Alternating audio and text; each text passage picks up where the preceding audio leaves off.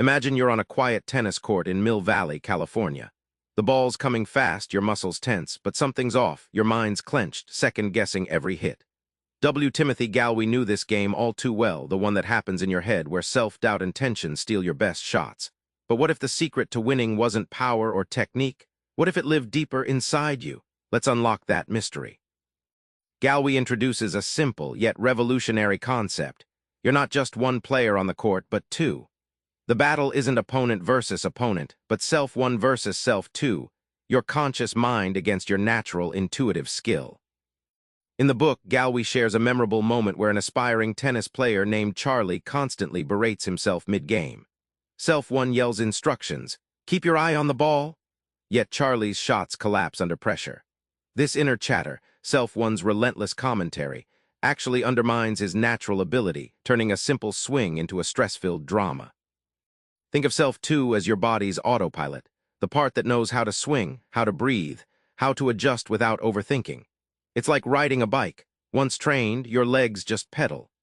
Gallwey compares this dynamic to a tennis coach whose best move is to shut up and let self-two do its thing without interference from self-one. When Charlie learns to silence that inner critic, his game changes dramatically. Shots flow smoothly, reflexively. The tension falls away and he discovers a curious truth. Your best play comes from trusting yourself, not micromanaging.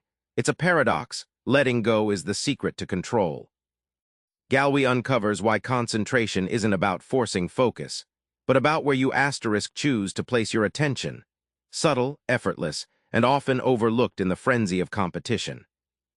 Gallwey describes watching a player named Joanne who collapses under pressure because she fixates on her errors. Instead of criticizing herself, he trains her to watch her strokes objectively, like a scientist noting facts, not a judge handing verdicts. This shift breaks the cycle of anxiety and opens her mind to improvement. He likens attention to a flashlight in a dark room. You can either shine it on your flaws, magnifying stress, or on the ball, the rhythm, even your breath. This simple adjustment can illuminate your best self. It's a subtle skill to learn, but a game changer in mastering any craft. Rather than fearing mistakes, Joanne adopts a curious mindset. What can this hit teach me? This gentle tactic turns errors from disasters into clues, turning practice into discovery. The lesson: when your attention is relaxed but focused, learning accelerates and fear diminishes. Tension's the enemy Gallwey hammers home, not just physical stiffness but the mental grip that tightens your game. The antidote? Relaxing your mind, the essential step to unlock effortless skill. Gallwey shares a story of a player in a heated match, muscles clenched so tight every shot feels robotic, strained. His performance crumbles. When he starts focusing consciously on his breathing, slow, deep, rhythmic, it's like flipping a switch. The rigidity drains, fluidity returns, and suddenly the game feels alive again. He uses a brilliant metaphor. Tension is like a violin string pulled too tight, it frays and snaps. But loosened just right, it vibrates, creating beautiful music. Your body and mind work the same way. Breath resets that string, tuning your nervous system back to balance. A relaxed mind doesn't mean lax effort. It means your effort's smart and subtle.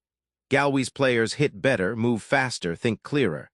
They realize the hardest shots come not from brute force but from calm confidence, a mental state you can train with breath and awareness.